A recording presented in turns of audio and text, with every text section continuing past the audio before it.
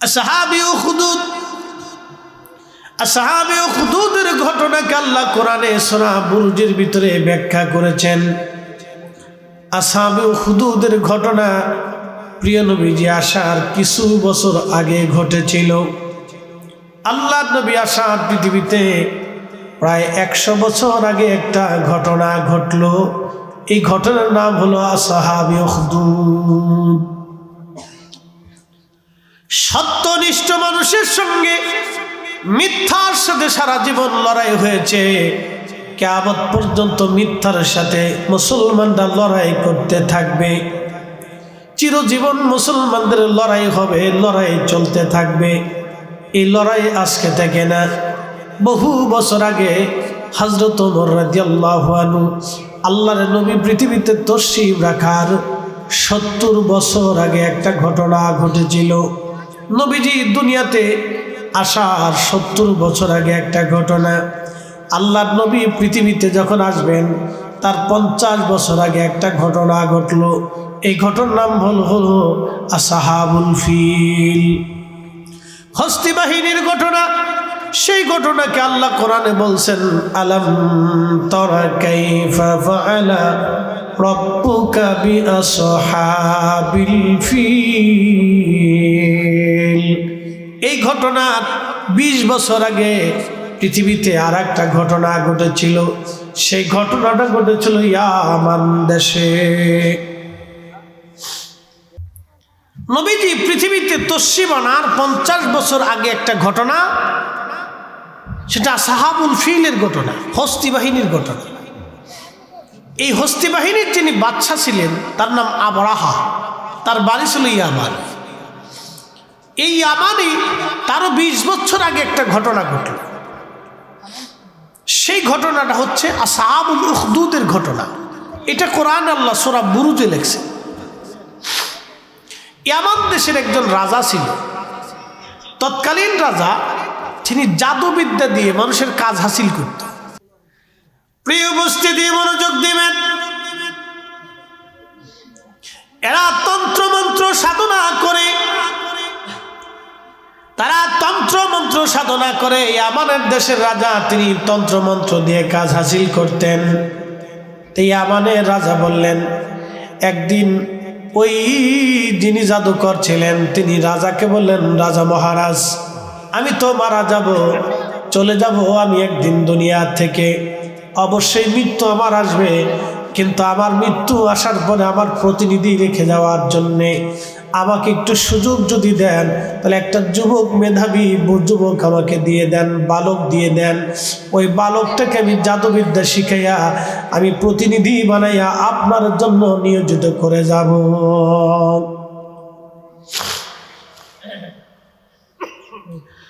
বন্ধু মনিয়ন্দবাসী, আখাউড়াবাসী, মনোযোগ দিবেন। আল্লাহ কোরআন থেকে ঘটনা বলতেছি।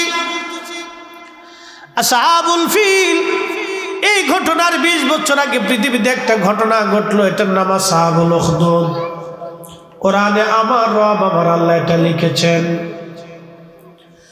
হযরত আল্লাহর নবী বললেন, ওই রাজা একটা যুবক, একটা বালককে নিয়োজিত করলো। বালকটাকে নিয়োজিত করলো, ওই জাদুকরের কাছে পাঠাইতে লাগলো, যাতে জাদুকর তাকে জাদুবিদ্যা শিখাইতে পারে।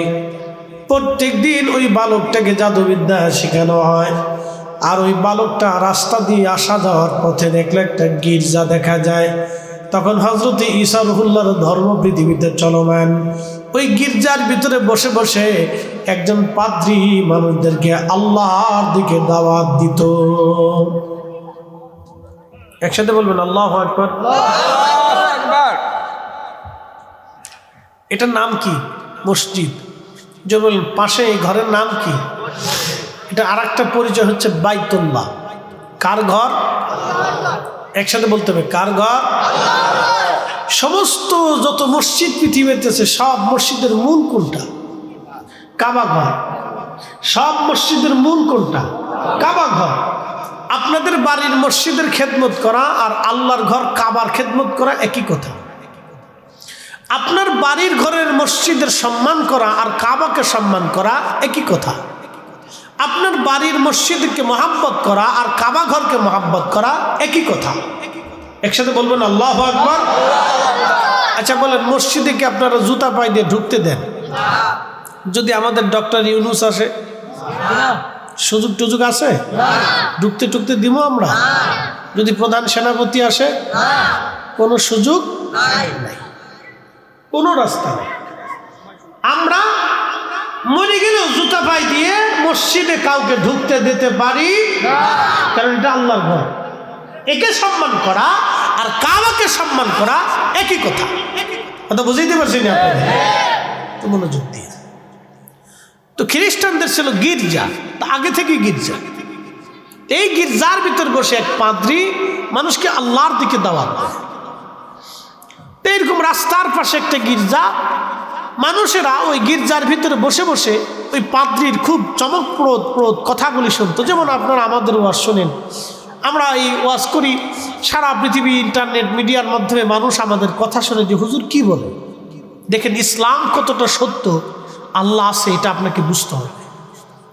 মানুষের বিশ্বাস এক লক্ষ্মীর দেবতা আছে, এই শিবের দেবতা আছে, কি জনের দেবতা আছে, অর্থের দেবতা আছে, বৃষ্টির দেবতা আছে, পানির দেবতা আছে, মাছের দেবতা আছে। এগুলি কোনো দেবতা আলাদা বলে কিছু নেই। সব কিছুর যিনি রব, মালিক, একচ্ছত্র অধিপতি, তিনি আমাদের রব, তিনি আল্লাহ। কথা বলেন ঠিক না? তার বাস্তব প্রমাণে ঘটনা থেকে শুনে যান। আল্লাহর নবী পৃথিবীতে আসার 50 বছর আগের ঘটনা হচ্ছে।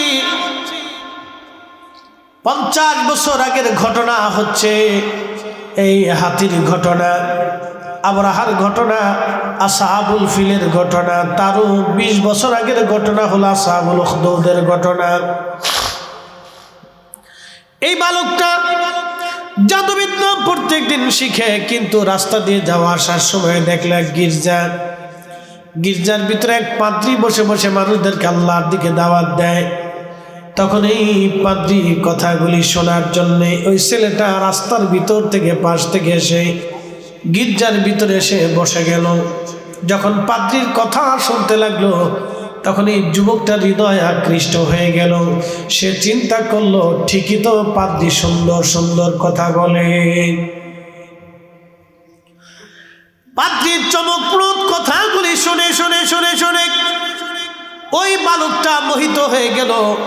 একদিন বালকটা ডাক দিয়ে বলল, পাদ্রী গো, আমার আব্বা আম্মা এই রাজার দরবারে একজন জাদুকর আছে, জাদুকরের কাছে জাদুবিদ্যা শেখানোর জন্য পাঠায় দেয়।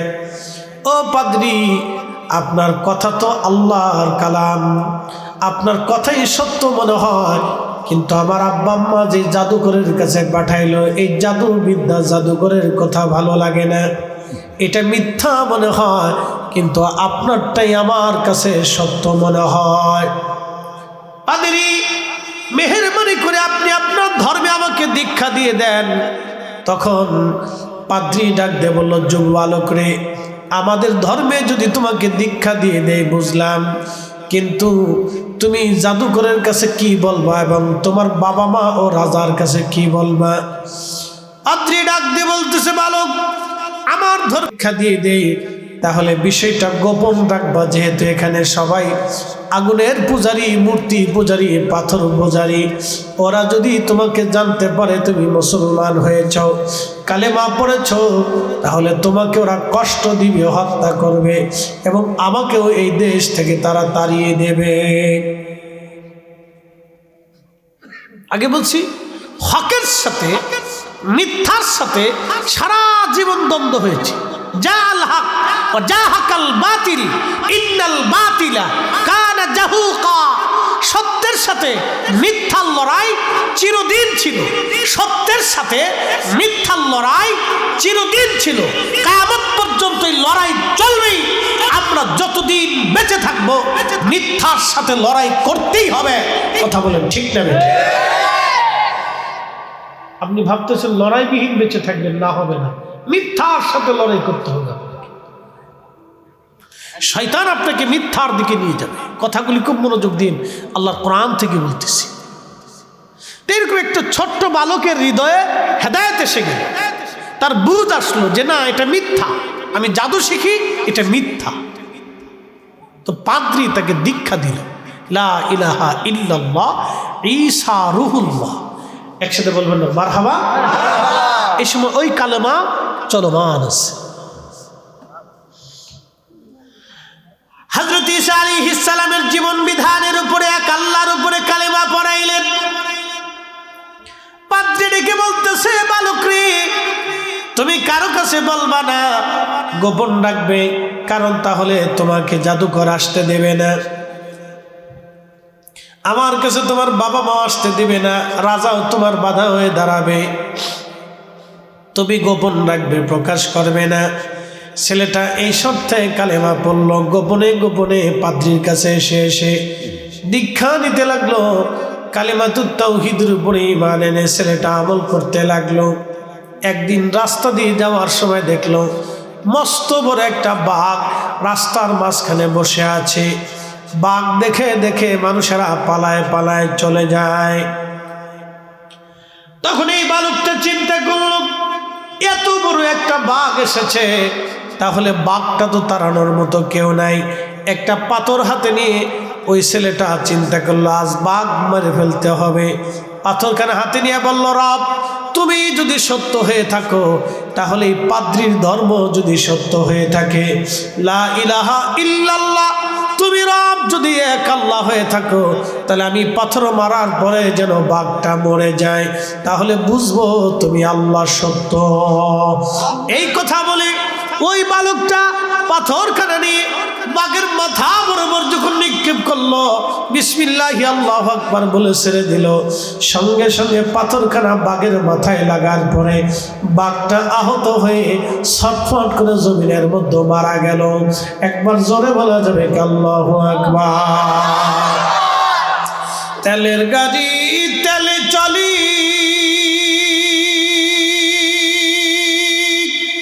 হাওয়ার গাড়ি হাওয়ায় উড়ে,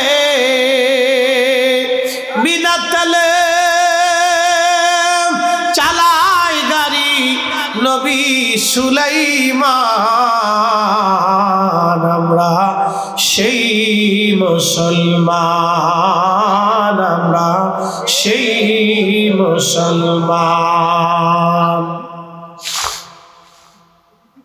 তো বাঘ মারা গেল। বাঘ মরে যাওয়ার পরে এলাকার ভিতরে জানাজানি হয়ে গেল, আমুক বালকের মাধ্যমে বাঘ মরে গেছে। সারা দেশে তার পরিচয় পেয়ে গেল। এই বালকের নাম ছিল আব্দুল্লাহ ইবনে তামির। আব্দুল্লাহ ইবনে তামির, ছেলেটার নাম ছিল আব্দুল্লাহ ইবনে তামির। সবার কাছে পরিচিত হলো আব্দুল্লাহ ইবনে তামির নামক এই বালকটা পাথরের আঘাত দিয়ে বাঘ মেরে ফেলে দিয়েছে। তখন এই ছেলেটা ওই পাদ্রীর কাছে আসলো, পাদ্রীকে জিজ্ঞেস করলো, হুজুর আপনি ইসমে আজম আমাকে শিক্ষা দিয়ে দেন, ইসমে আজম আপনি আমাকে জানান। আল্লাহর একটা বিশেষ তাসবিহ আছে, এটার নাম ইসমে আজম। এই ইসমে আজম যারা আয়ত্ত করতে পারে পৃথিবীতে তারা অমর হয়ে থাকে, ধন্য হয়ে যায়। যেমন খাজা বাবা আজমিরি ইসমে আজমের অধিকারী থাকার কারণে পুরা আনা সাগরের পানি একটা লুটার ভিতরে তিনি নিয়ে এসেছিলেন। একসাথে বলা যাবে না মারহাবা। ইসমে আজমের অধিকারী হযরত শাহজালাল ইয়ামানি মুজাররিদি হওয়ার কারণে পানির উপরে জায়নামাজ বিছাই দিলেন, আর জায়নামাজ বিছাইয়া পানির উপরে দিয়ে নদী পার হয়ে গেলেন। এই ইসমে আজম যার কাছে থাকবে তিনি অনেক বড় আল্লাহর ওলি। যেমন আলিফ লাম মিম, আলিফ লাম রা, ইয়াসিন, তাহা।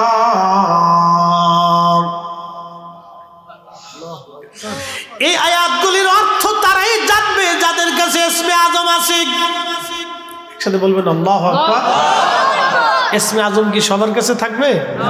যে বেটা ল্যাংটা, নামাজ কালাম পড়ে না, মুইতে সুইতে পানি লয় না, কিছু আছে বহুত বাংলাদেশে পেশাব করে পানি লয়, শরীর দিয়ে পাড়ার বন্ধ, 7 দিন 8 দিন 15 দিন গোসল করে না, এর নাম দিচ্ছে সাহস সুফি। এটাই যদি সাহস সুফি হয় তাহলে সাহস শয়তান কেডা? কি কথা কর না কেন? এটা সাহস সুফি হইতে পারে? জিন্দিগিতে নেতা ডাহা মিথ্যা কথা। এরা মন্ত্রতন্ত্র সাধনা করে, এরা সাহসী না, এরা মন্ত্রতন্ত্র সাধনা করে, আল্লাহর পথের সাধক না তারা। এদেরকে বিশ্বাস করা আর শয়তানকে বিশ্বাস করা সমান হবে, মনে রাখবেন সারা জীবন। মুসলমান খুব মনোযোগ দিবেন, এরা মন্ত্রতন্ত্র সাধনা করে, আল্লাহর পথের সাধক না। আল্লাহর পথের সাধক যারা, তাদের কাছে ইসমে আজম থাকবে, আকাশের দিকে তাকাবে, বৃষ্টি হবে, নদীর দিকে ইশারা করবে, নদীর পানিগুলি উজানের দিকে রওনা করবে। বন্ধু আমার, বন্ধা নারী পানির মধ্যে ফু দিয়ে পানি পান করাবে, বন্ধাত্ম সেরে যাবে। ক্যান্সারের রোগ আল্লাহর দরবারে হাত তুলবে, ক্যান্সার ভালো হয়ে যাবে। ইসমে আজমের অধিকারী যারা, তারা মুস্তাজাবাতুদ দাওয়া হয়ে যায়, তারা আল্লাহর কাছে যা চায় আল্লাহ তাই দিয়ে দেয়। একবার জোরে বলা যাবে কে মারহাবা। সব বেহাতটা বুঝে যাবে। আমি এটা কেন আনলাম, এটা কোরআনের ঘটনা। আল্লাহ এখানে জাদু এবং ইসমে আজমটাকে তফাৎ করতেছে। যে ইয়ামানের যে রাজা ছিল, তার কিন্তু জাদু ছিল, সে জাদুবিদ্যা দিয়ে, জাদুকর দিয়ে, জাদুবিদ্যা দিয়ে কাজ করত। আর এই বালক সে ছিল ইসমে আজমের অধিকারী, আর জাদুকর ছিল জাদুকর। জাদু এবং ইসমে আজম, আল্লাহর বিদ্যা আর শয়তানের বিদ্যার ভিতরে কি তফাৎটা, এটা কোরআনের আসহাবুল উখদুদ থেকে আপনি বুঝে যাবেন। এই জন্য আমাদের দেশের অনেক ফকির জাদু করে, তাবিজ দেয়, এরা ইয়া করে, তন্ত্রমন্ত্র করে। লা হাওলা ওয়ালা কুওয়াতা ইল্লা বিল্লাহ। যারা তন্ত্রমন্ত্র দিয়ে তাবিজ করে তারা কাফের হয়ে যায়, এরা মুসলমান থাকে না। কি কথা বল না কেন? এরা কি হয়ে যায়? কাফের হয়ে যায়। কাফির, মুসলমান থাকে না।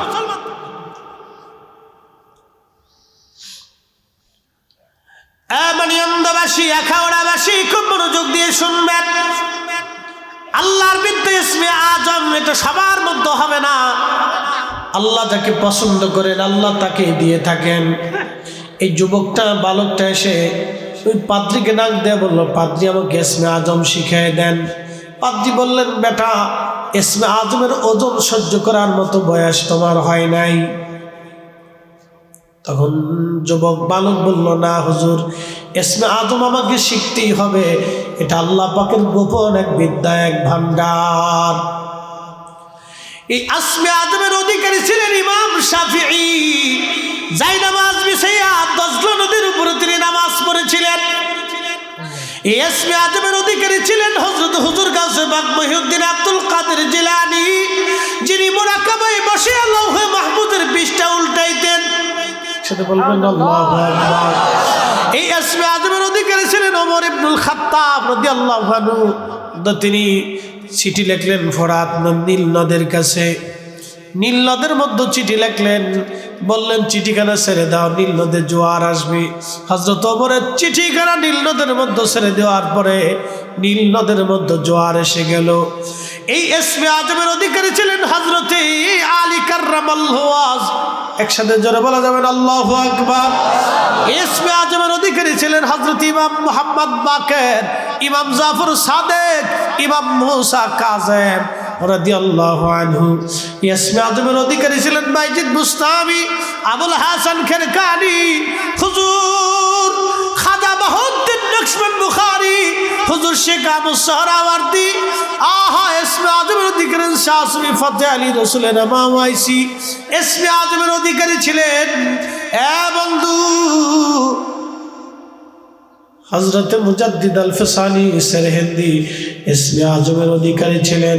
হযরত আবু বকর সিদ্দিক ফুরফুরাবি রাহমাতুল্লাহ আলাইহি ইসমে আজমের অধিকারী ছিলেন। সুতরাং হুজুর কেবলা কুতুবুল ইরশাদ ইসমে আজমের অধিকারী ছিলেন। ফরাজি কান্দির হুজুর কেবলা। একবার জোরে বলা যাবে কি মারহাবা। ইসমে আজমের অধিকারী ছিলেন। আল্লাহর কাছে যাহা বলতেন আল্লাহ তাহা দিত। সবাই দেয় না। বেশরিয়ত যে, তার ইসমে আজম আল্লাহ দেয় না। অপবিত্র যে, তাকে ইসমে আজম দেয় না। অপবিত্র যে, তাকে আল্লাহ ইসমে আজম দেয় না। বুঝতে কি কোনো অসুবিধা হচ্ছে? তাহলে একসাথে যদি বলি তো আল্লাহু আকবার, বুঝে যাবেন আল্লাহর কোরআন থেকে বলতেছি। إذا السماء ذات البروج واليوم الموعود وشاهد ومشهود।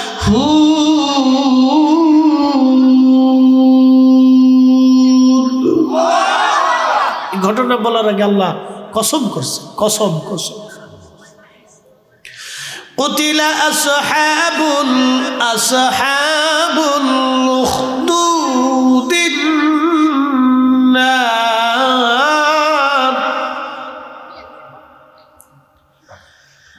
أصحاب الأخدود النار ذات الوقود।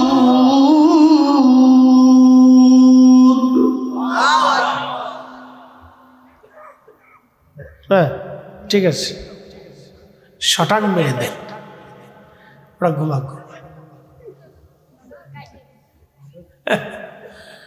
ঘুমাক, ঘুমাই থাকলেই ভালো, জায়গায় থাকলে খালি মুরগির বাসার মতো চেউ চেউ চেউ চেউ চেউ চেউ করতে থাকে। এ জাতি আর আমরা অন্দরমহলের জাতি, এটার মুখ বান্ধা যায় না। আমরা 10,000 লোক পুরুষ মানুষ যদি বসে থাকি তো কোনো শব্দ হবে না, কিন্তু 10 জন মহিলা মানুষ বললে সেও সেও সেও সেও কেউ কেউ কেউ কাজ চলে। এটার নাম দিয়েছি ব্যাটারি ছাড়া রেডিও, আনলিমিটেড BBC নিউজ। দুনিয়ার সব সংবাদ এই জায়গায় পাওয়া যায়, একবারে রাষ্ট্রপতি থেকে শুরু করে প্রধানমন্ত্রী, কোনো জায়গায় বাদ নাই। একবারে ঘরের হাড়ির ভিতর থেকে সব জায়গায় খবর আছে। ওরে গল্প কত যে ফ্যাটের ভিতরে গল্প আছে, বাপরি বাপ, ফ্যাটের ভিতরতে খালি বেরোইতে বড় বড় বড় বড় বড় বড় চলতে থাকে।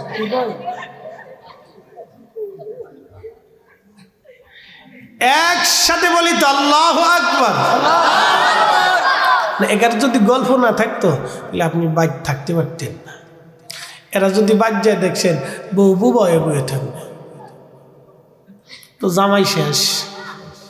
কি কথা কর দেখে, বউ যদি বুবাই বয়ে থাকে তো জামাই শেষ, বউরের সাথে জামার দিন চলে যাবে। এই জন্য আল্লাহ তাদের জবানে কিছু কথা দিয়ে রাখছে, গেলেই স্বামীর সাথে ফেসাল পারলে কথাবার্তা কয়, না করলে বিপদ। কইতে হইব, এটা আল্লাহরই দেওয়া কায়দা বায়দা, এটা আমাদের কিছু করার নাই। তো দেখেন যুবকটা বলতেছে, বালকটা বলতেছে হুজুর ইসমে আজম শিখান। বলে না, ইসমে আজম শিখানো যাবে না। তো বালকটা একটা কৌশল করলো। কৌশল কি? সে আল্লাহর যতগুলি নাম আছে তাওরাতে, জবুরে, ইনজিলে যত নাম আছে সব নামগুলি জোগাড় করল।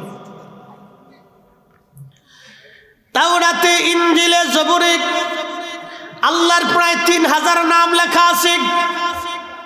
একসাথে বলবেন কত হাজার? তাওরাতে, জবুরে, ইনজিলে আল্লাহর কয়টা নাম আছে? 3000। কোরআনে কয়টা আছে? 99টা। তাওরাতে, জবুরে, ইনজিলে আল্লাহর নাম আছে 99, 3000। কোরআনে আছে 99। তাওরাত, জবুর, ইনজিল, কোরআন দিয়ে আল্লাহর নাম আছে 3099টা নাম। এই 3099 নামের ভিতরে আল্লাহর একটা নাম আছে ইসমে আজম। এই ইসমে আজমের অধিকারী যারা, তারা মুস্তাজাবাতুদ-দাওয়া, আল্লাহর কাছে যা চাবে আসমান থেকে তাই আসবে, যা বলবে তাই আসবে, যা বলবে তাই আসবে। 50 বছর যদি কোনো নারীর সন্তান না হয়, ওই নারীর জন্য আল্লাহর দরবারে হাত বাড়াবে, আমার আল্লাহ তার সন্তান দেবে। একবার জোরে বলা যাবে কি আল্লাহু আকবার।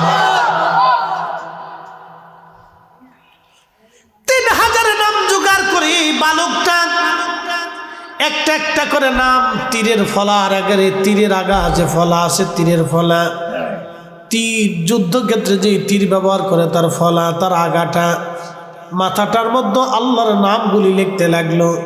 3000 নাম লেখলো। 3000 তীরের মধ্যে একটা জায়গা আগুন জ্বালাইয়া, ওই আগুনের মধ্যে প্রত্যেকটা তীর নাম খচিত তীরগুলি আগুনের মধ্যে নিক্ষেপ করতে লাগলো। সব তীর আগুনের মধ্যে পড়ে যায়, কিন্তু ইসমে আজম খচিত তীরের ফলাটা আগুন থেকে বারবার আগুন থেকে লাফিয়ে লাফিয়ে বের হয়ে পড়ে যায়।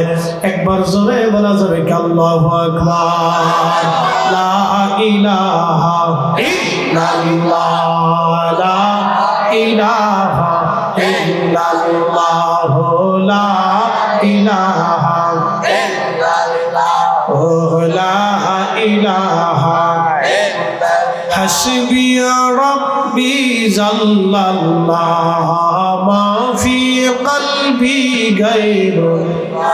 আহা নূর মুহাম্মদ জাল্লাল্লাহ, বলি নূর মুহাম্মদ জাল্লাল্লাহ, বলি লা ইলাহা ইল্লাল্লাহ, লা ইলাহা ইল্লাল্লাহ, লা ইল্লাল্লাহু মুহাম্মাদুর রাসূলুল্লাহ সাল্লাল্লাহু আলাইহি ওয়াসাল্লাম। যখন আল্লাহ পাকের ইসমে আজম খচিত তীরটা আগুন থেকে বের হয়ে চলে আসে, তখন সে নামটা পেয়ে গেল। ওই তীরের ফলাটা নিয়ে পাদ্রীর কাছে যায়, বলল, হুজুর, আমি আল্লাহ খচিত এই তীরখানা আগুনের মধ্যে ফেলে 3000 নামের পরীক্ষা নিরীক্ষা করে ইসমে আজম আমি পেয়ে গেলাম।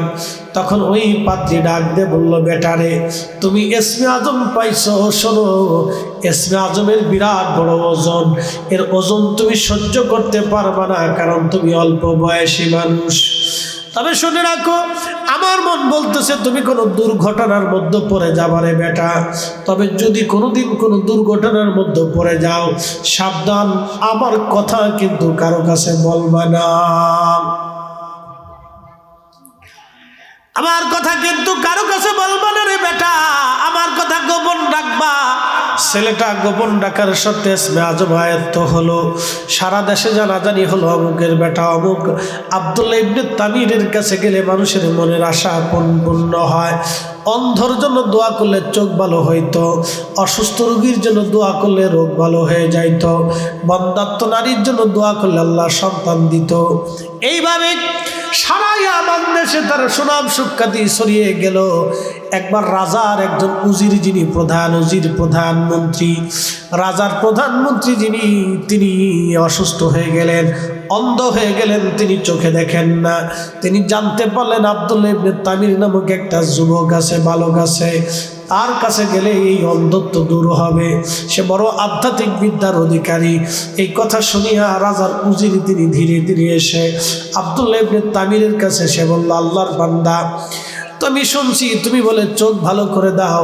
আমি রাজার উজির, আমার চোখ অন্ধ হয়ে যাওয়ার কারণে রাজ দরবার থেকে চাকরি চলে গেল রে যুবক আব্দুল্লাহ, বালক আব্দুল্লাহ ইবনে তামির, তুমি আমার চোখটা ভালো করে দাও। আব্দুল্লাহ ইবনে তামির ডাক দে বলল, রাজা, চোখ ভালো করার মালিক আমি না, চোখ ভালো করার মালিক আমার আল্লাহ।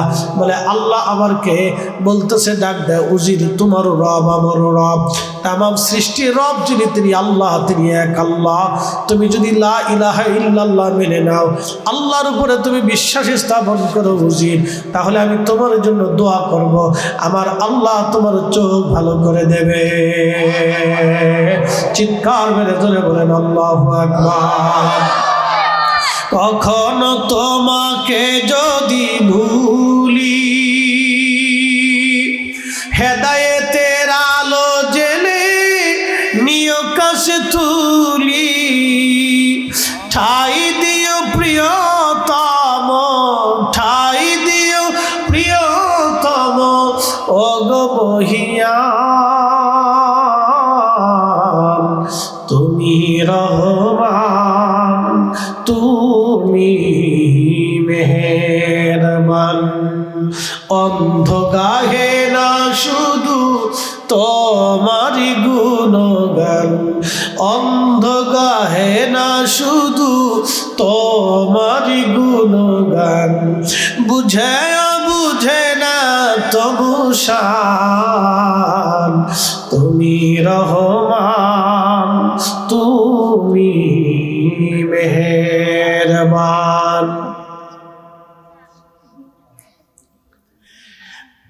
চন্দ্রবাসী, আখাউড়াবাসী, এই যুবকের বালকের কাছে যখন এই উজির আসলো, উজির বলল, হা বালক, আমি কালেমা পড়ব, লা ইলাহা ইল্লাল্লাহু ঈসা রূহুল্লাহ। ঈসা নবীর নামে সে কালেমা পড়ল। তখন ওই বালক দোয়া করে বলে, ইয়া রাব্বি, আপনি উজিরের চোখ ভালো করে দেন। আল্লাহর নবী বলতেছেন, সাথে সাথে চোখ ভালো হয়ে গেল। একবার জোরে বলা যাবে কি মারহাবা? সাথে সাথে চোখ, জোরে বলেন চোখ। আবু বকর সিদ্দিক গারে শহরের ভিতরে প্রত্যেকটা গর্তগুলি চাদর ছিঁড়ে ছিঁড়ে ছিঁড়ে ছিঁড়ে বুঝিয়ে দিলেন। একটা গর্ত তিনি বুঝাইতে পারলেন না। ওই গর্তটার উপরে পা রেখে বসে আছেন। আল্লাহর নবী উড়ু মুবারকে মাথা রেখে নবী ঘুমায়। নবীর ঘুমের যাতে ব্যাঘাত না হয়, কষ্ট না হয়, সেজন্য আবু বকর নবীকে ডাকে না। কিন্তু বারে বারে বারে বারে সাপে বারবার কামড় দেয়, প্রচন্ড বেশি। আবু বকর সিদ্দিক স্থির থাকতে না পারে, সহ্য করতে না পারে, চোখের কোণা দিয়ে পানি বেয়ে এসে আবু বকর সিদ্দিকের চোখের পানি আল্লাহর নবীর বদন মোবারকে পড়ল। পড়ার সঙ্গে সঙ্গে নবীজির ঘুম ভেঙে গেল। আবু বকর, তুমি কি বাড়ির জন্য কাঁদো? বলে, না ইয়া রাসূলুল্লাহ, বাড়ির জন্য কাঁদি না, আপনার প্রেমে পড়ে বাড়ি সাল্লাম, স্ত্রী সাল্লাম, সন্তান সাল্লাম, দেশ ছেড়ে দিয়ে আমি হিজরত করে চলে যাচ্ছি। নবী গো, বাড়ির চিন্তায় না ইয়া রাসূলুল্লাহ, সাপের কামড়ে সহ্য করতে না পেরে কেঁদে ফেলেছি। বলে, আবু বকর, আগে কেন বলো নাই? বলে, হুজুর, আপনাকে যদি ঘুম থেকে জাগায় নবীর কষ্ট হবে। আমি আবু বকরের জীবন চলে যাক, কিন্তু রসুলকে কষ্ট দিতে পারি না। দেখেন, তারা সামান্য তোমার রসুল কষ্ট বাগেটে দিতে চাই নাই। আজকে আমার দেশে একদল আছে বুকে হাত বেঁধে নামাজ পড়ে। তারা বলে রসুলের আব্বা আম্মা কাফের ছিল, জাহান্নামী হয়ে গেছে। আচ্ছা বলেন, তারা কথা দিয়ে নবীকে কষ্ট দেয়। কারণ রসুলের আব্বা আম্মাকে কোনো উম্মত যদি কাফের বলে, বুঝতে হবে আল্লাহর নবীর কলিজায় ব্যথা লাগে। আল্লাহর নবীর কলিজায় যারা ব্যথা দিয়া আমার দেশে যারা নামাজ কালাম শিখাইতে চায়, ঘন্টা মণি দিয়া সৌদি আরব মক্কা মদিনায় পড়ে আসার পরও আমরা মনে করি সব ইহুদিদের খালাতো ভাই। কথা কন না কেন? কোনো সন্দেহ? আপনি একটু চিন্তা করেন, তারা কথা দিয়ে রসুলকে কষ্ট দেয়। আর আবু বকর সিদ্দিক তিনি এতটাই ভালোবাসতেন যে, হুজুর আপনার কষ্ট হবে, সেই জন্য আমি আপনাকে ঘুম থেকে উঠাই নাই। এইভাবে তারা রসুলকে ভালোবাসতেন। এই জন্য আমরা জীবন চলে গেলেও আমরা যখন রসুলকে সালাম দেওয়া হয়, তখন আমরা সুন্নিরা বসে থাকি না। কথা কন না, জোরে বলেন। আমরা এই সময় কার জন্য দাঁড়াই? রসুলের জন্য দাঁড়াই। এখানে আমাদের আর কোনো উদ্দেশ্য, জমি জমা, টাকা পয়সা, অর্থ বিত্ত, মান সম্মান, নিজের অস্তিত্ব, কোনো কিছুর জন্য দাঁড়াই না। আমরা একমাত্র আল্লাহ নবীর ইজ্জতে দাঁড়াই। কথা বলেন ঠিক না বেঠে? নবীর উম্মত শুনিয়া যান, আখাউড়াবাসী, আল্লাহ নবী ডাকতে বলেন, আবু বকর, কোথায় তোমাকে কামড় দিয়েছে সাপে, বলো। আবু বকর সিদ্দিক দেখায় দিলেন নবীজি পবিত্র থুতু মোবারক বের করে এনে ওই সাপের ক্ষত স্থানে নবীজি লাগাই দিলেন। লাগাইতে দেরি হলো, সাপের বিষ পানি হতে দেরি হয় নাই। আস্তে হয়ে গেল না? জোরে বলে। আমার নবীর থুতু মোবারক আর নবীজির থুতু মোবারক আর আমাদের থুতু মোবারক একরকম না। এটা নবুয়াত, নবুয়াত, নবুয়াত। পাহাড়ি সাপের বিষ মুহূর্তের ভিতরে পানি হয়ে গেল, যন্ত্রণা চলে গেল আবু বকরের। আহা, এটাই রসুল কারিমের মহান মুজিজা, মুজিজা। তিনি নবী, তিনি নবী, এটা তার বাস্তব প্রমাণ। দালাইলুন নবুয়াত, নবুয়াতের দলিল। শ্রেষ্ঠ নবী দিলাম রে তরিয়ে নিতে রোজ হাসরে,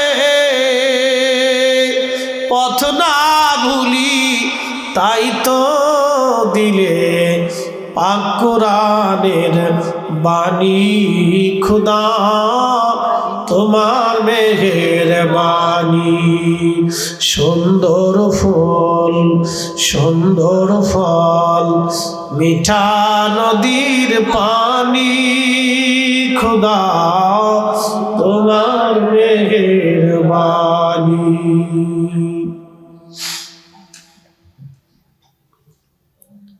তো ওই উজিরের চোখ ভালো হয়ে গেল। তো চোখ ভালো হওয়ার পরে উজির রাজার দরবারে গেছে। রাজা জিজ্ঞায়, আরে উজির, চোখ ভালো করলো কে? বলে আল্লাহ। বলে আল্লাহ কে? তোমারও রব আমারও রব। রাজা কয়, আমি কি তোর খোদা না? বলে না, তুমি আমার খোদা না, আমার খোদা আল্লাহ। একসাথে বলবেন আল্লাহু আকবার। রাজা ডাক দিয়ে বলতেছে, উজির, এই বিদ্যা তুমি কোথা থেকে শিখছো বলো? উজির ডাক দিয়ে বলতেছে, রাজা, এই বিদ্যা আমারে শিখাইছে আপনি যারে জাদুবিদ্যা শিখাইতে দিয়েছিলেন, ওই বালক আব্দুল্লাহ ইবনে তামির। বলতেছে, বলো কি? বলে চোখ কিভাবে ভালো হলো? বলে ওই ছেলে দোয়া করছে। বলে তা তো ভালো জাদুবিদ্যায় শিখছে, তাহলে যুবকটিকে ডাকো। ওই বালককে ডাকার পরে আব্দুল্লাহকে রাজা যে বলল, আব্দুল্লাহ, তুমি তো সুন্দর জাদু শিখছো, তুমি চোখ ভালো করে দিলে। আব্দুল্লাহ, তুমি কে? তোমাকে চোখ ভালো করলো, এই বিদ্যা তোমার কে দিল? আব্দুল্লাহ ইবনে তামির ডাক দেখায়, রাজা, আমি চোখ ভালো করি না, এই চোখ ভালো করেছে আমার আল্লাহ। একসাথে বলেন আল্লাহু আকবার। কে ভালো করছে? কে ভালো করে? কে ভালো করে? কে দেয়? এক আম গাছে 50 বছরের আম কে দেয়? 2 কেজি ধান ছিটিলে 25 মণ কে ধান দেয়? একটা মাছের ডিম থেকে হাজার হাজার মাছ কে দেয়? এত খাবার একই মাটির ভিতর থেকে এই লজ্জত স্বাদ কে দেয়? আল্লাহই দিয়ে দেয়, অন্য কেউ পারে না। তো যুবক বলতেছে, বালক বলতেছে, বাচ্চা, আল্লাহ চোখ ভালো করছে। বলে আল্লাহকে? বলে তোমারও রব আমারও রব। আমি কি খোদা না? কয় না। সত্যের সাথে মিথ্যার দ্বন্দ্ব শুরু হয়ে গেল। মিথ্যা বলতেছে আমি খোদা, সত্য বলতেছে তুমি খোদা না, খোদা একজন। রাজা বলে আমি কি রব নই? না, তুমি রব না, রব আমার আল্লাহ। বলিস কি? তোকে এই বিদ্যা কে শিখাইলো? বলে অমুক পাদ্রী। ধরে নিয়ে পাদ্রীকে। ধরে নিছে পাদ্রী রে। পাদ্রী, তুই কি এই বিদ্যা মানুষে শিখাস? বলে হ্যাঁ। বলে রবকে? বলে আল্লাহ। আমি কি খোদা না? না, তুমি খোদা না।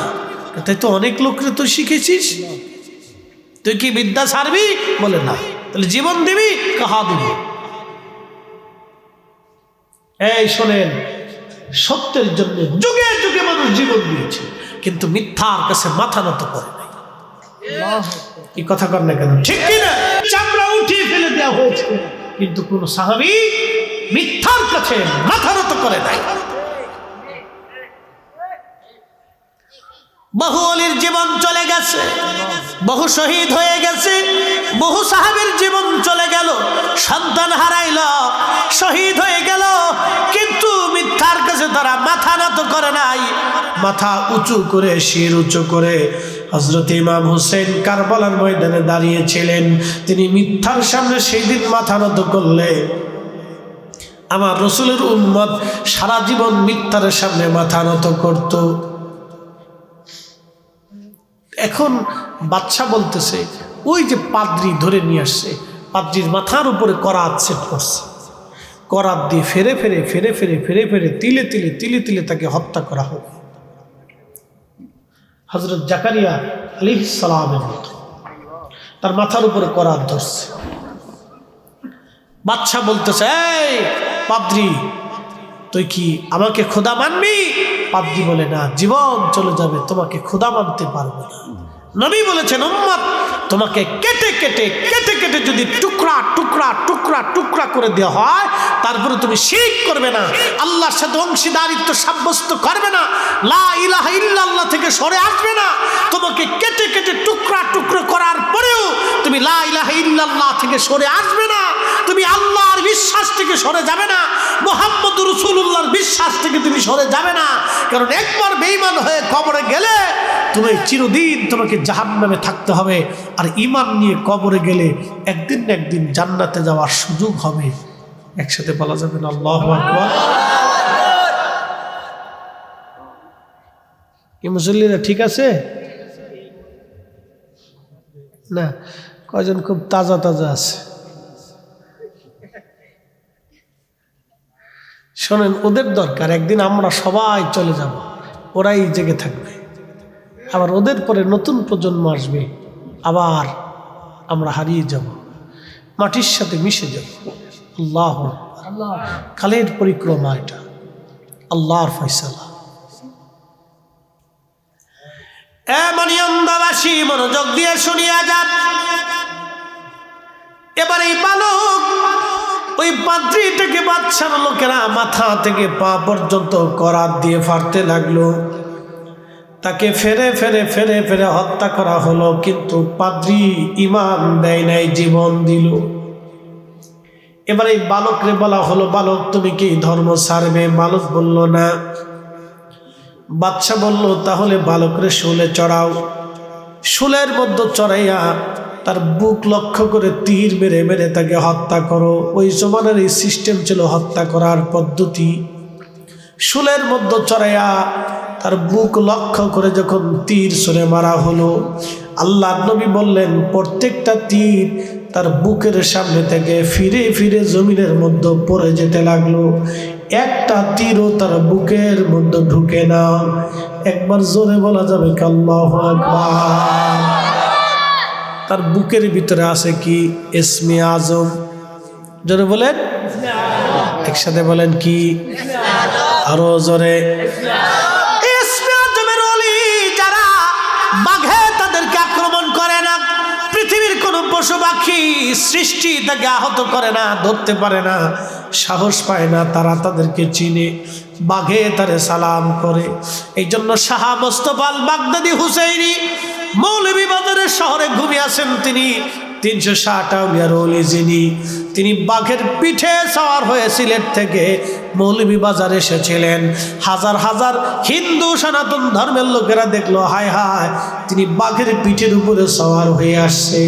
বাঘে যার কথা শুনে বোঝা গেল সে দুনিয়ার আর সাধারণ কোনো ব্যক্তি না, সে আল্লাহর ওলি। তখন অনেক হাজার হাজার মানুষ কালেমা পড়ে মুসলমান হয়ে গেলেন। একবার জোরে বলা যাবে কে মারহাবা? ইসমে আজম সবার কাছে নেই, ল্যাংটার কাছে নাই, কিন্তু ল্যাংটার কাছে, বেশরিয়তের কাছে, বেনামাজির কাছে, বেরোজগার কাছে। একদল আছে জীবনে একবার নামাজ পড়লেই চলে, বুঝবেন ও মুসলমানই হয় নাই। কি কথা কর না কেন? কোরআনের একটা শব্দ কি মিথ্যা হবে? যদি রসুলের একটা জীবনের একটা অংশ কি মিথ্যা হবে? কেউ যদি মনে করে যে নামাজই নাই, তাহলে বুঝতে হবে সে রসুলকে অস্বীকার করছে। কারণ রসুলের 23 বছরের জিন্দেগি এক ওয়াক্ত নামাজ রসুলের কাজা হওয়া তো দূরের কথা, একটু সময়ে পরিবর্তন হয় নাই। যে নবী উম্মতকে 5 ওয়াক্ত নামাজ মসজিদে নববী বানাইয়া শিক্ষা দিয়ে দিল, সেই উম্মত যদি নামাজ অস্বীকার করে, ফির তো দূরের কথা, ও মুসলমানই না।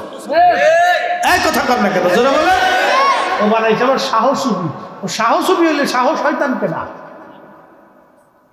খাটাইশ কোথাকার, এগুলির পিছনে যাওয়া যাবে না। সাবধান করে বলে দিয়ে দিচ্ছে, আপনার দুনিয়া নষ্ট হবে, আখিরাত ধ্বংস হয়ে যাবে।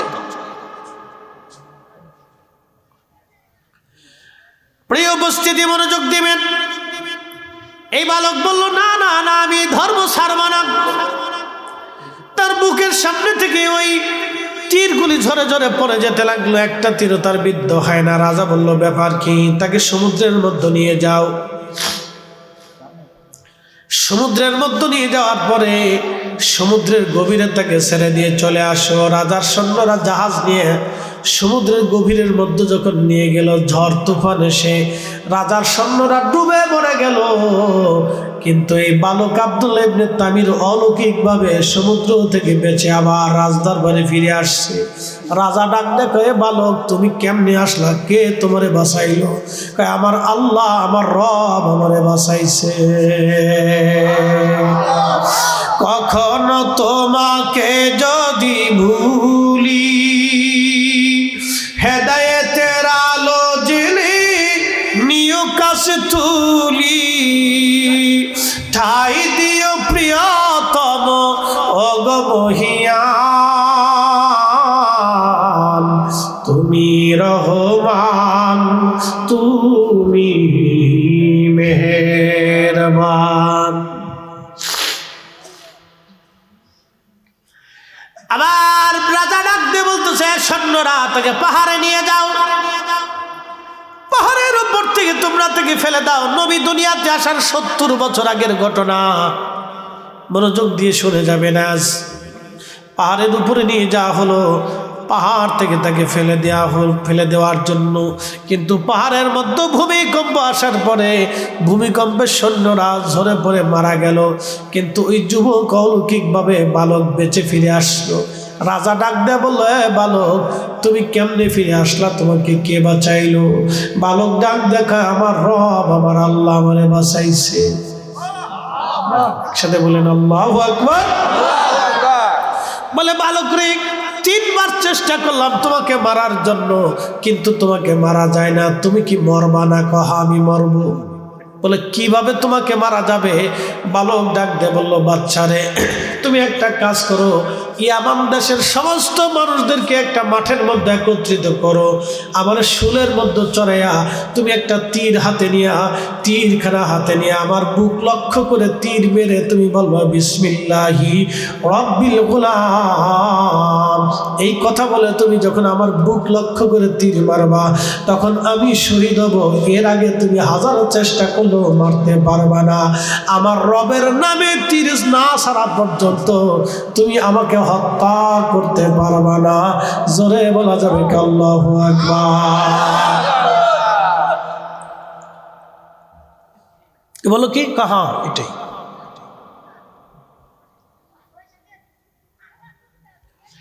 তো বালক মারার জন্যে রাজা ইয়ামানের সমস্ত মানুষদেরকে তলব করল। লক্ষ লক্ষ মানুষকে তলব করে শুলে চড়াইয়া তীর হাতে নিয়ে বিসমিল্লাহি রব্বি হাদাল গোলাম বলে যখন নিক্ষেপ করলো, সাথে সাথে তীর তার বক্ষে ভেদ করে সে ওইখানেই শুলের মধ্যে শহীদ হয়ে গেল। একসাথে বলেন আল্লাহু আকবার। এখন শহীদ হয়েছে না, এই দৃশ্য তো লক্ষ লক্ষ মানুষ দেখছে। দেখার পরে সবাই কয়, তাহলে ওই বালকের রবি সত্য, তাহলে আল্লাহ সত্য, এ রাজা মিথ্যাবাদী। একসাথে বলবেন আল্লাহু আকবার। কে সত্য? কে সত্য? এ রাজা মিথ্যাবাদী। এই সমস্ত মানুষ কালেমা পড়ে ফেল, লা ইলাহা ইল্লাল্লাহ, লা ইলাহা ইল্লাল্লাহ, লা ইলাহা ইল্লাল্লাহ। রাজা কয়, হ্যাঁ মারলাম একটা, হইল দিহি লক্ষ লক্ষ। এই জন্য মনে রাখবেন, মুসলমান যদি একটা শহীদ হয়, তাহলে লক্ষ মুসলমান শাহাদাতের জন্য প্রস্তুত থাকে। কথা বলেন ঠিক কিনা? আমরা মাইরে পৃথিবীতে কেউ কোনোদিন কমাইতে পারে নাই। চেঙ্গিস খান পারে নাই, হালাকু পারে নাই, রাম সাম্রাজ্য পারে নাই, পার্সিয়ানরা পারে নাই, আরবের কুফাররা পারে নাই। পৃথিবীর কোন শক্তি মুসলিমদেরকে মেরে মেরে কমাইতে পারে নাই। বরং যত মেরেছে তত মুসলিমরা উজ্জীবিত হয়েছে, যত শহীদ হয়েছে তত শাহাদাতের তামান্না মুসলমানদের বেড়েছে। এই জন্য মুসলমানদের বিজয় হওয়া, অল্প মুসলমান দিয়ে লক্ষ লক্ষ কাফেরের সাথে আমরা বিজয় হয়েছি। একসাথে বলা যাবে না আল্লাহু আকবার?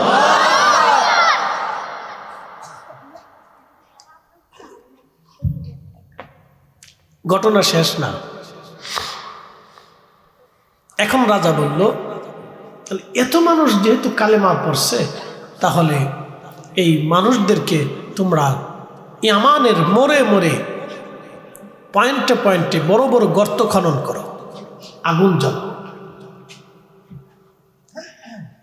বড় বড় গর্ত খনন করে আগুন জ্বালাইয়া এই আগুনের ভিতরে যারা আমাকে খোদা মানবে তাকে ছেড়ে দিবা, যে আমাকে খোদা মানবে না তাকে আগুনের মধ্যে ফেলে দিবা। আবার বলি, ইয়ামানের বড় বড় রাস্তার কিনারে কিনারে বিরাট বড় বড় গর্ত খনন করে রাজা বলল, আমাকে খোদা মানলে ছেড়ে দিবা, আমাকে খোদা যে মানবে না তাকে আগুনে ফেলে দেবা। এইভাবে একটা না দুইটা না, তারা 20,000 মানুষকে আগুনের মধ্যে পুড়িয়ে মারল।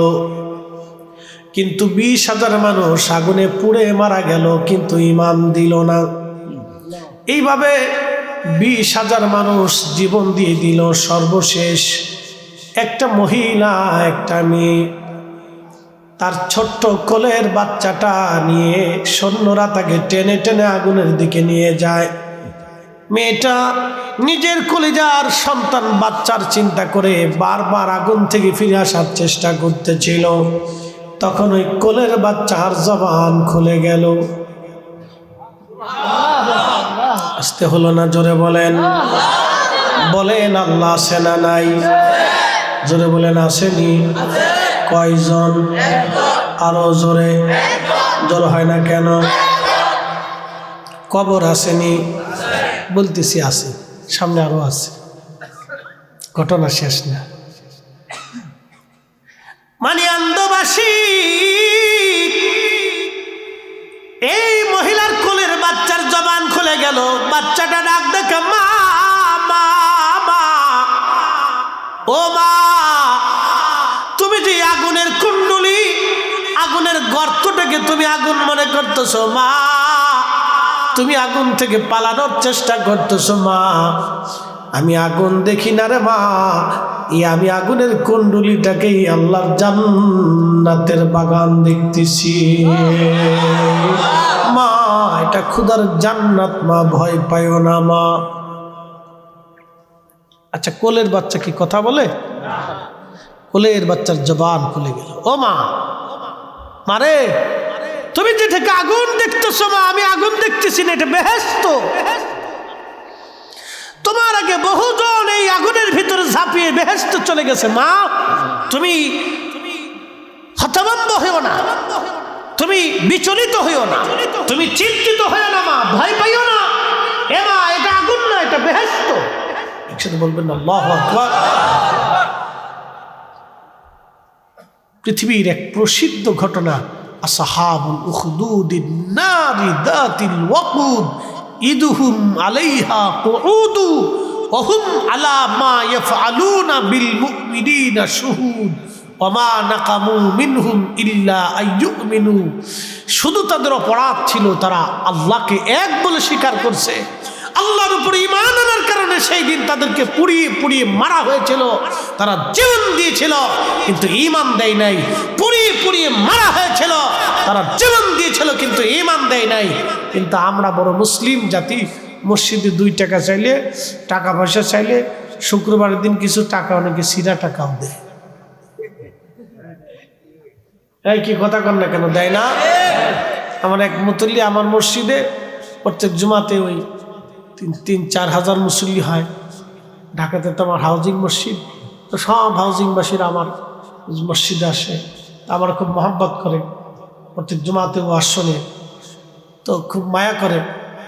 তো মুতল্লি বলতেছে, হুজুর একটু ওয়াজ করে দিন তো, খালি সিরাটে আসে,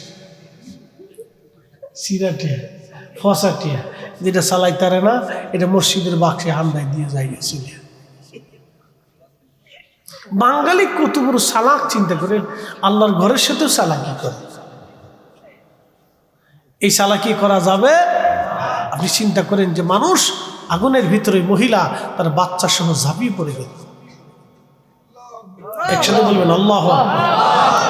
তেলের গাড়ি তেলে চলে,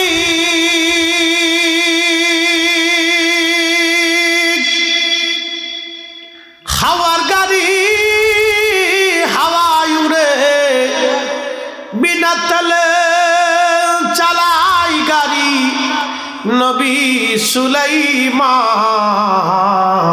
আমরা সেই মুসলমান।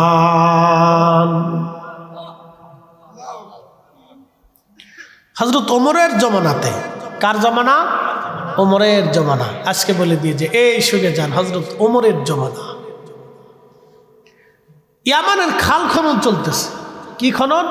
খাল। যেমন আমাদের দেশে অনেক নদী ভরাট হয়ে গেলে চলে না, তো হযরত ওমর একটা খাল খনন করে ইয়ামানের একটা খাল বের করে নিয়ে যাবে, যাতে এখান দিয়ে পানির নিষ্কাশন ব্যবস্থা সুন্দর হয়। তো খাল খনন চলতেছে।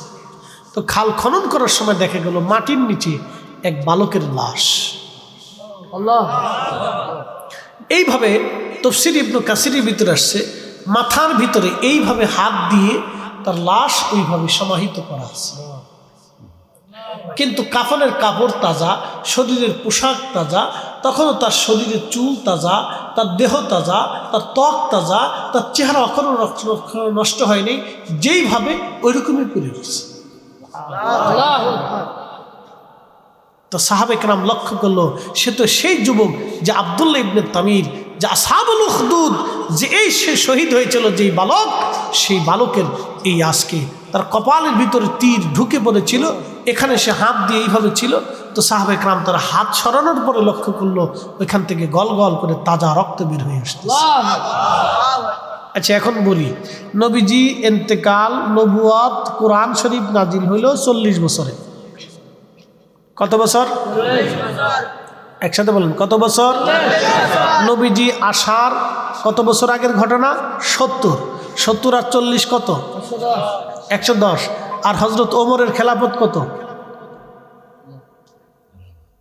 নবীজির ইন্তেকাল এর পরে, তাহলে আরো 23 বছর। আরো কত বছর? 23 বছর পরে নবী ইন্তেকাল করছে না, তাহলে আরো 23 বছর, তাহলে কত হলো? 133। আর হযরত ওমরের খেলাফত আবু বকরের 1-2 বছর পরে, 135 বছর পরে লাশ উত্তোলন করার পরে দেখা গেল যেরকম ওইরকমই রয়েছে। জোরে জোরে জোরে জোরে জোরে জোরে, না না হয় না, আরো জোরে, আরো জোরে। 100 কত?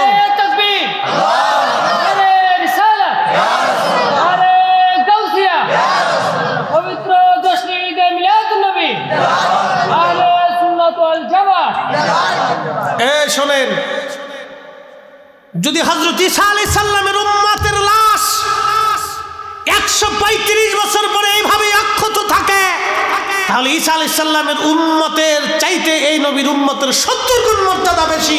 কথা বলেন ঠিক না? এবার বুঝে যা, তাহলে আমরা আহলে সুন্নাত ওয়াল জামাত হক, আমরা হকের উপরে আছি। কথা বলেন ঠিক কি না? আমরা সত্যের উপরে প্রতিষ্ঠিত আছি, আমরা হকের উপরে প্রতিষ্ঠিত আছি।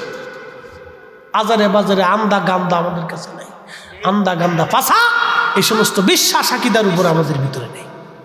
আমরা আহলে সুন্নাত ওয়াল জামাত হকের উপরে প্রতিষ্ঠিত আছি। এমনই অন্ধবাসী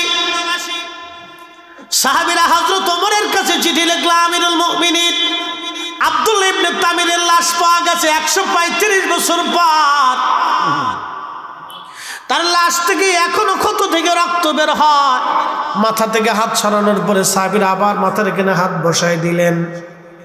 চুল যেমন, চোখ যেমন, শরীর তেমন। 135 বছর আগে যেইভাবে দাফন করা হয়েছিল, 135 বছর পরে মাটির নিচে ওইভাবেই আছে। সামান্য পরিমাণ ত্বক, চেহারা পর্যন্ত নষ্ট হয়ে যায় নাই। এরা মুসলিম, মুসলিম, মুসলমান, মুসলমান। তাহলে বলেন কবর আছে না নাই? সনাতন ধর্মের একটা বিশ্বাস। আবার আসিব ফিরে ধানসিঁড়িটির তীরে নবান্নে বাংলায়, হয়তো শালিকের বেশে হিন্দুরা বিশ্বাস করে আবার পৃথিবীতে আমি ফিরে আসব, ভগবান আমাকে দুনিয়াতে পাঠাবে কুত্তা বানাইয়া, বিলাই বানাইয়া, ছাগল বানাইয়া, পাখি বানাইয়া। এই আসার কোনো সুযোগ আছে? এমনি বৈশকে আর একটা গাড়ির উপর চাপ দিয়ে সুযোগ হয়। মুসল্লি খুব ভালো, দেখছেন ঘুমাই পড়ছে তো মাঠ ছাড়ে নাই, পাক্কা ইমানদার মুসল্লি। একবারে পারফেক্ট মুসলমান। ঘুমাই শহীদ হয়ে যাবো তো আজকে মাঠ ছাড়তাম না। তো ঠিক আছে ইনশাল্লাহ, অসুবিধা নেই, আমরাও ছাড়তেছি না আজকে। কি বুঝলেন? আসহাবুল উখদুদের ঘটনা, কোরআনের ঘটনা বললাম আজকে আপনাদের সামনে। আশ্চর্য মনে হচ্ছে না? 135 বছর পরে লাশ ওই রকমই। তাহলে কবর আছে না নাই? আল্লাহর দরবার থেকে ফিরে আসার কোনো সুযোগ আর আছে? যদি সুযোগ থাকতো তাহলে আব্দুল্লাহ ইবনে তামির আসতে পারতেন, যদি সুযোগ থাকতো তাহলে ওমর আসতেন, উসমান আসতেন, আলী আসতেন, তালহা আসতেন, নবীরা আসতেন, অলিরা আসতেন, খাজা বাবা আসতেন, শাহজালাল আসতেন। পৃথিবীতে আর আসার কোনো সুযোগ নাই, চলে যাওয়ার সুযোগ আছে, কিন্তু আসার কোনো সুযোগ, আসার আর কোনো সুযোগ। এই জন্য কোরআন আল্লাহ বলেন, ও আমার বান্দারা, সুম্মা তুরাদ্দুনা ইলা আলিমিল গায়ব। আল্লাহ আল্লাহ আল্লাহ আল্লাহ আল্লাহ আল্লাহ দিবানি ইগো নবী আল্লাহ কলশানা পাগিব তোমায়। আল্লাহ আল্লাহ আল্লাহ আল্লাহ আল্লাহ আল্লাহ আল্লাহ আল্লাহ আল্লাহ কালিয়ার বেজে মা খাদিজার দয়াশে বকরি চরার বন জঙ্গলা এই গো নবীজি কলশানে পাগিব তোমায়। আল্লাহ আল্লাহ আল্লাহ আল্লাহ মেরে দেখা দিবানি ইগো নবীজি কলশানে পাগিব তোমায়। আল্লাহ আল্লাহ আল্লাহ আল্লাহ আল্লাহ আল্লাহ বনের যত পশু গণ ভক্তি করতই দুই চরণ মেঘমালা ছায়া দিত এই গো নবীজি কলশানে পাগিব তোমায়। আল্লাহ আল্লাহ আল্লাহ আল্লাহ মেরে দেখা দিবানি ইগো নবীজি কলশানে পাগিব তোমায়। আল্লাহ আল্লাহ আল্লাহ আল্লাহ আল্লাহ আল্লাহ আল্লাহকে দেখিতে মনে চায় এই গো নবীজি কলশানে পাগিব তোমায়। আল্লাহ আল্লাহ আল্লাহ আল্লাহ আল্লাহ আল্লাহ আল্লাহ আল্লাহ আল্লাহ আল্লাহ আল্লাহ আল্লাহ আল্লাহ এই সমস্ত মুজিজা দেখা হযরত খাদিজা জীবন যৌবন সবিল আপনা এই গো নবীজি কলশানে পাগিব তোমায়। আল্লাহ আল্লাহ আল্লাহ আল্লাহ আল্লাহ আল্লাহ আল্লাহ আল্লাহ আল্লাহ আল্লাহ আল্লাহ আল্লাহ আল্লাহ আল্লাহ আল্লাহ লা ইলাহা ইল্লাল্লাহু মুহাম্মাদুর রাসূলুল্লাহ সাল্লাল্লাহু আলাইহি ওয়াসাল্লাম।